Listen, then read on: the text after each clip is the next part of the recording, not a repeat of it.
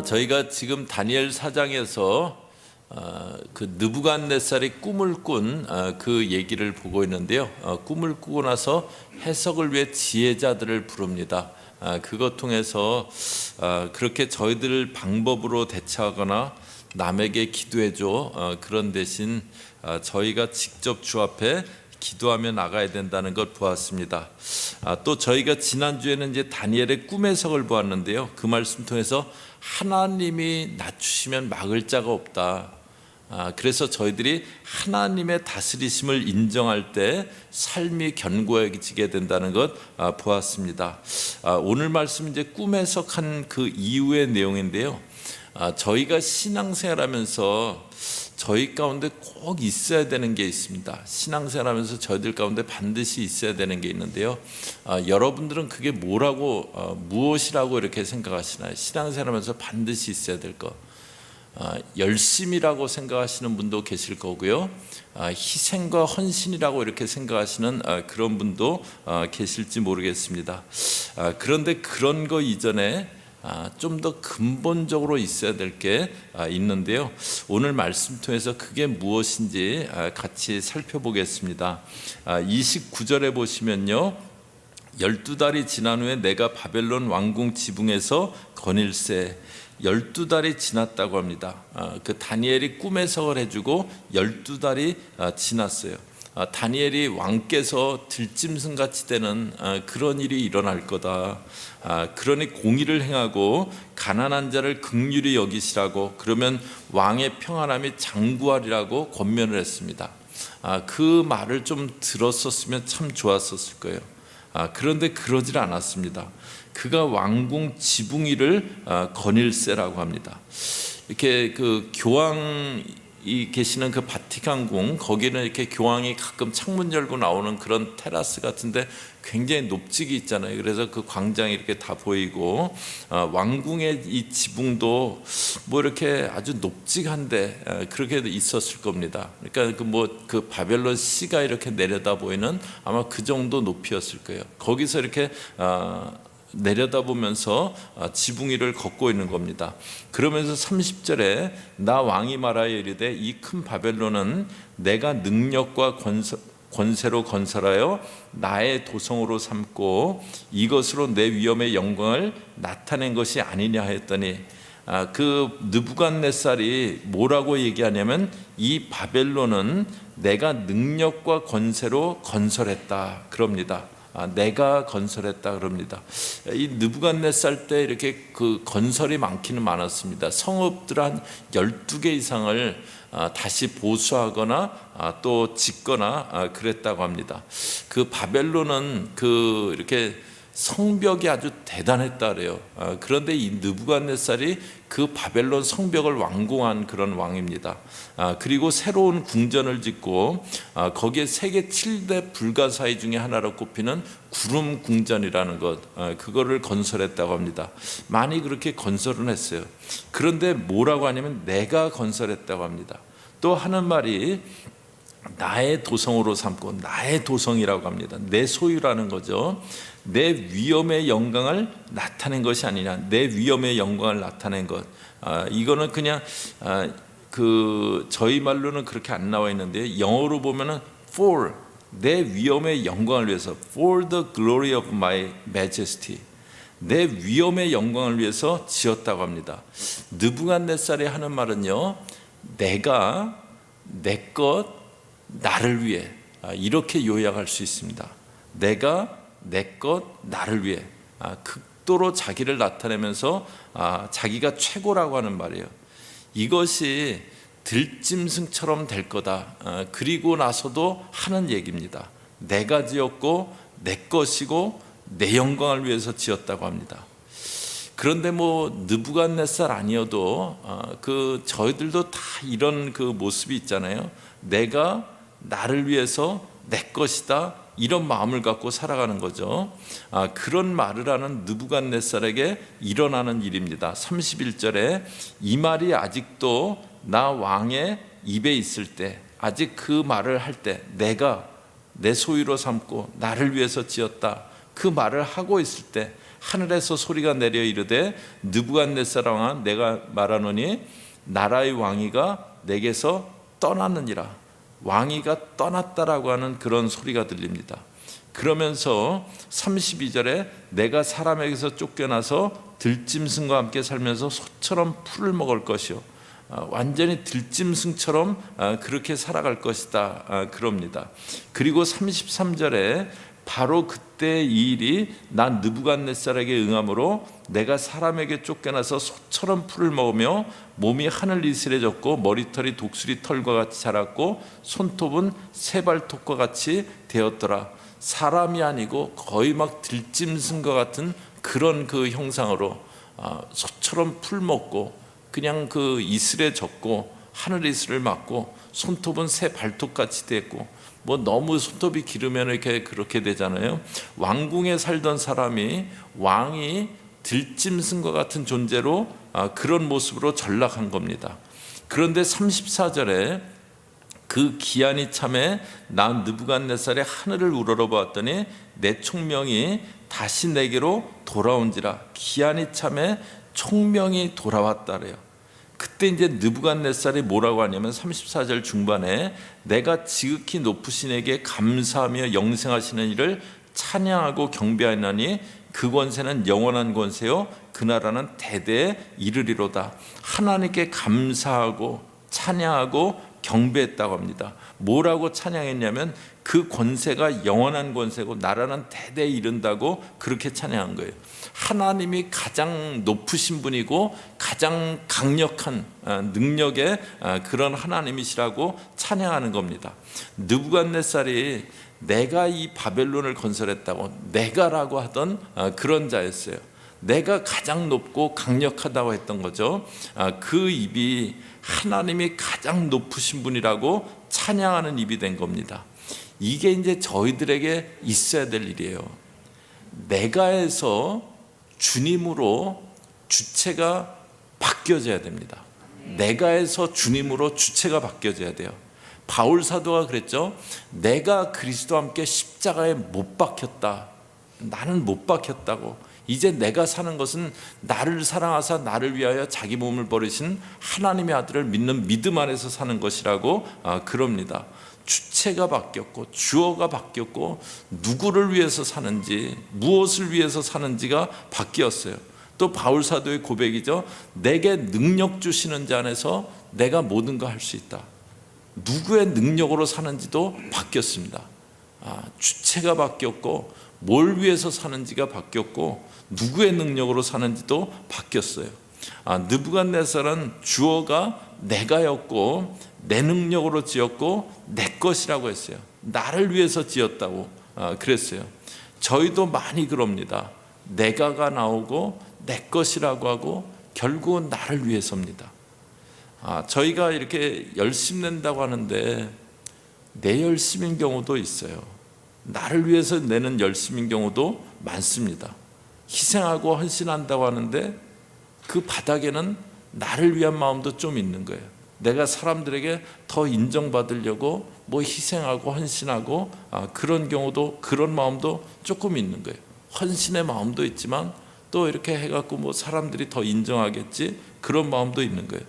그렇게 저희가 열심도 희생도 헌신도 점검해 봐야 됩니다. 신앙에 저들 열심도 있고 희생도 있어야 되지만 그러나 그 전에 주체가 바뀌어야 됩니다. 나에게서 주님에게로 그 주체가 바뀌어져야 돼요. 이게 없으면은 신앙사라면서도 늘 사람이 드러납니다. 주님이 드러나셔야 되는데 주님이 영광 받으셔야 되는데 사람이 드러나고 사람이 영광 받는 거예요.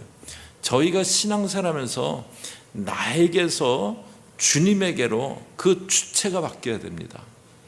그러면 어떻게 나에게서 주님에게로 주체가 바뀌어지는가? 34절 다시 보시면요, 그 기한이 참에 난 느부갓네살이 하늘을 우러러보았더니 하늘을 우러러봤다 그랬어요. 그 전에는 왕궁 지붕 위에서 바벨론 그 시내를 내려다보는 왕궁 위에서 내려다보던 사람이었어요. 그런데 그러기 때문에 내가 바벨론 건설했고 내 소유라고 그러던 자였어요. 그런데 지금은 그 들판에서 하늘을 우러러 봅니다. 저희가 어떻게 주체가 나에게서 주님에게로 바뀌어지는가? 머리로 그냥 안다고, 내가 그리스도와 함께 머리로 한다고 바뀌는 거 절대 아닙니다.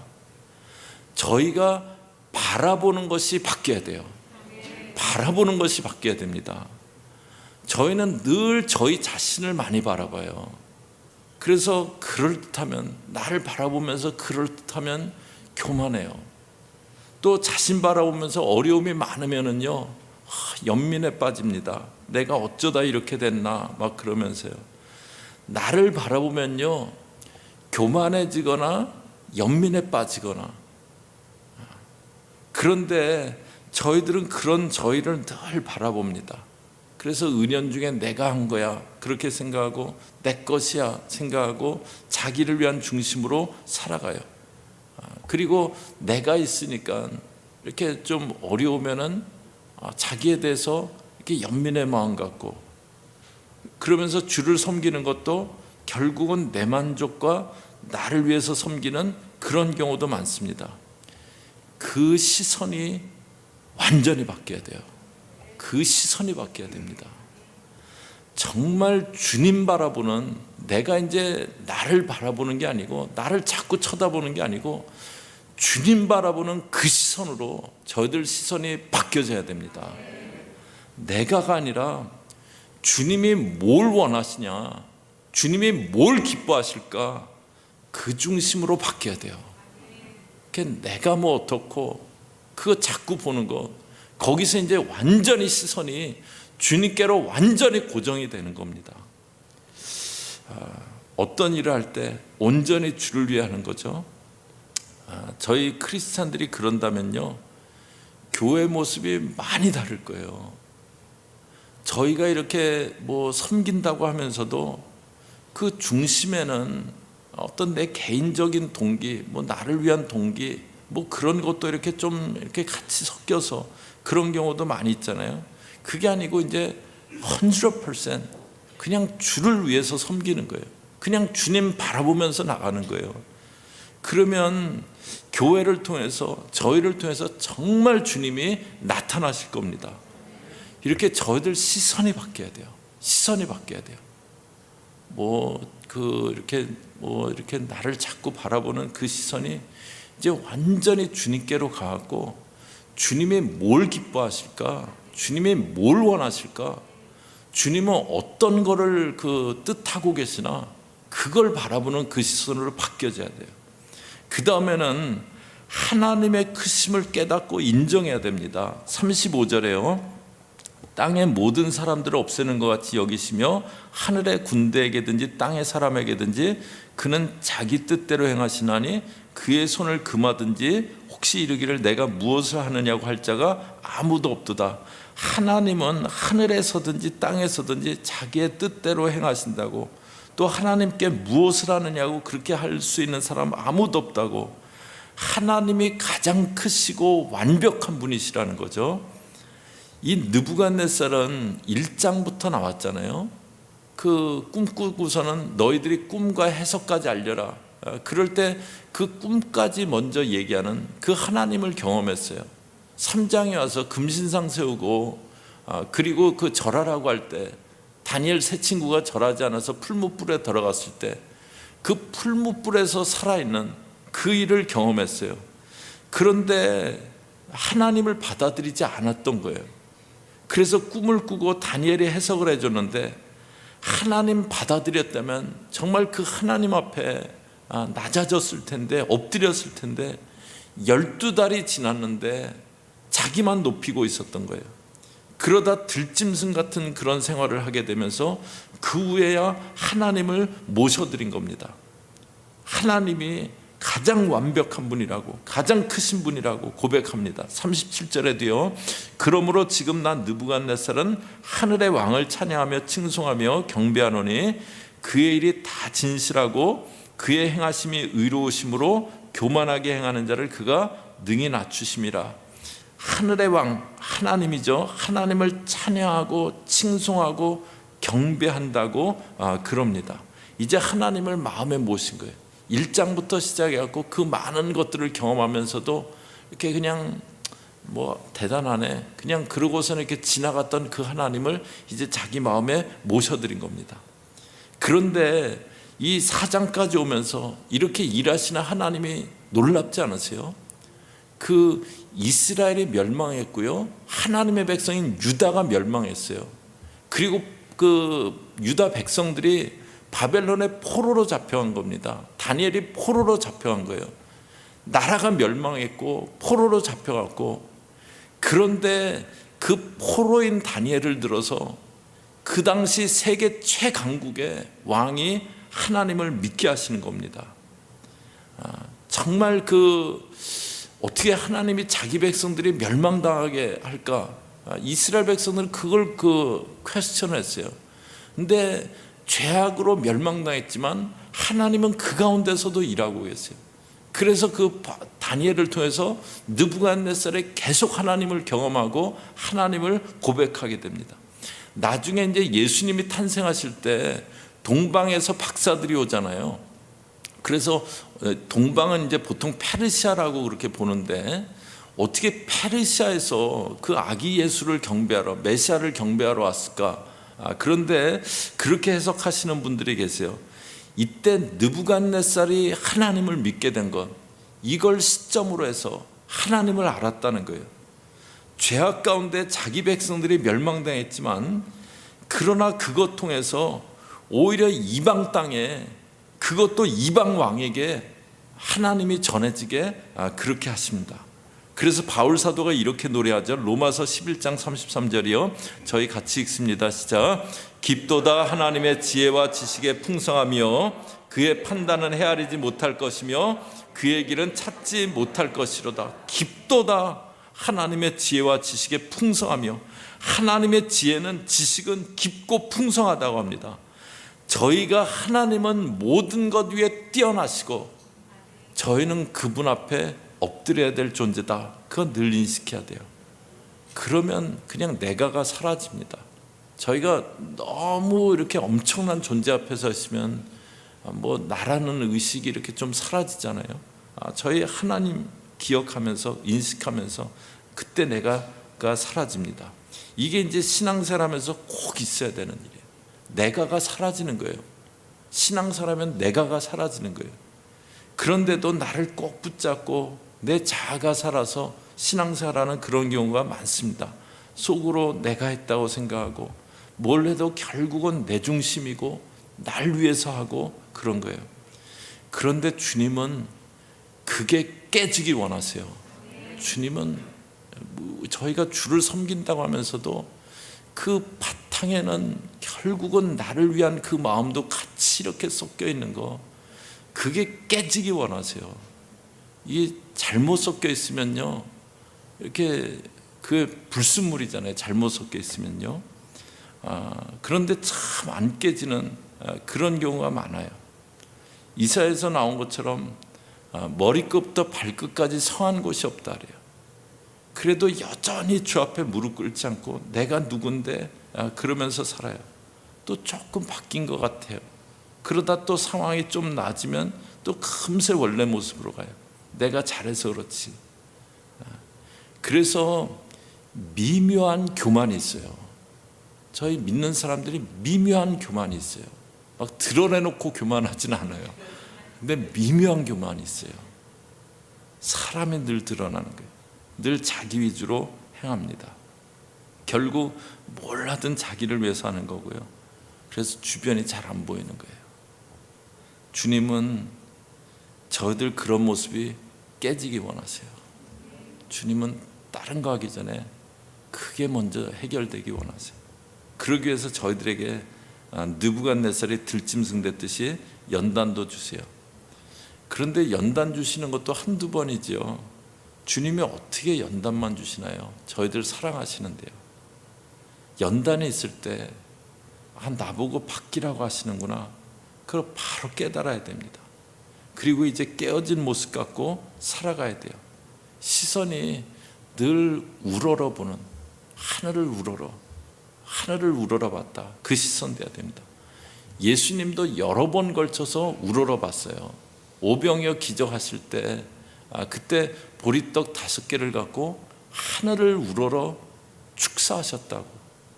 이 일을 행하는 것은 내가 아니고 아버지 당신이시라고 인정해 드린 겁니다. 나사로의 무덤 앞에 가서 돌이 옮겨졌을 때 하늘을 우러러서 그 다음에 아버지여 내 말을 들으신 것을 감사하나이다, 그렇게 말씀하세요. 요한복음 17장 1절이요. 또 같이 읽습니다. 시작. 예수께서 이 말씀을 하시고 눈을 들어 하늘을 우러러 이르시되 아버지여 때가 이르렀사오니 아들을 영화롭게 하사 아들로 아버지를 영화롭게 하옵소서. 예수님 그 대제사장의 기도죠. 눈을 들어 하늘을 우러러 아버지를 영화롭게 하옵소서. 주님의 마음은 아버지를 영화롭게 해드리고자 하는 마음이었어요. 그래서 하늘을 우러러 기도하세요. 저와 여러분 오늘 시선이 바뀌기를 바랍니다. 아주 중요한 개념입니다. 시선이 바뀌어야 돼요. 저희가 이렇게 살다 보면은 좋은 일만 있는 거 아니잖아요. 근데 시선이 나를 향한 사람은요, 그때 내가 어쩌자고 미국 가서, 어쩌자고 이 사람을 만나서, 어쩌자고 저 아내를 만나서 자꾸 그렇게 연민입니다. 근데 이렇게 시선이 바뀐 사람은요, 지금 이런 일이 있는데 이것 통해서 뭘 하시려나. 다니엘이 포로로 잡혀갔는데, 소년이 포로로 잡혀갔는데 그 이방 땅에 살면서 다니엘 통해서 느부갓네살이 하나님을 믿게 하잖아요. 어려운 일이 있을 때 하나님이 왜 이걸 주실까? 이걸 통한 뜻이 뭘까? 그게 먼저 보이는 거죠. 시선이 바뀌면요. 안 그러면 조금만 어려우면 막 그냥 연민에 빠지고 그러잖아요. 이제 그 시선이 바뀌는 겁니다. 나를 바라보면서 교만하고 연민에 빠지고 그 시선이 아니라 하늘을 우러보는 겁니다. 주님이 중심돼서 뭘 생각하시든지 주님을 생각하고 행하는 겁니다. 어떤 거든지 주님 위해서도 조금, 날 위해서도 상당히, 그게 아니고요. 이제 그냥 다른 마음이 없는 거예요. 그냥 주위에 사는 거예요. 주님이 저희들 육신의 할례 받지 말고 마음의 할례 받으라 그랬잖아요. 저는 오늘 저녁에 이 말씀이 그냥 또 한 번 듣는 말씀 아니고요, 저와 여러분이 정말 시선이 바뀌는 그런 밤 될 수 있기를 주의 이름으로 축복합니다. 저희가 시선이 바뀌어야 돼요. 시선이 바뀌어야 됩니다. 그냥 계속 나를 붙잡고 나를 바라보고 그 시선에서 이제 주님으로 시선이 바뀌는 거예요. 그러면은요, 저희들 가운데 주체가 분명해집니다. 주님이라는 주체가 분명해져요. 저와 여러분 시선이 바뀌고 주님이라는 주체가 분명해지는 그런 믿음의 사람들 되는 저와 여러분 되시기를 주의 이름으로 축복합니다. 같이 기도하겠습니다. 하나님 아버지, 저희들에게 육신이 아니라 마음의 할례를 행하라고 말씀하셨습니다. 오늘 저녁에 마음의 할례가 행해지는 그런 밤 되어지게 인도하여 주시옵소서. 하나님, 계속 나를 바라보며 교만해지고 또 연민에 빠지고 그러는 모습이 아니라 하나님 아버지, 주여 아버지, 나에게 일어나는 그 일을 주의 관점으로 바라보며 하나님 주의 뜻이 어디 있을까를 먼저 바라볼 수 있게 인도하여 주시옵소서. 하나님 아버지, 나를 향한 그 시선이 거두어져서 이제는 주님을 높여나가는, 주님 섬겨나가는 그런 시선 되어지게 늘 붙잡아 주시옵소서. 예수님의 이름으로 기도 올리옵나이다. 아멘.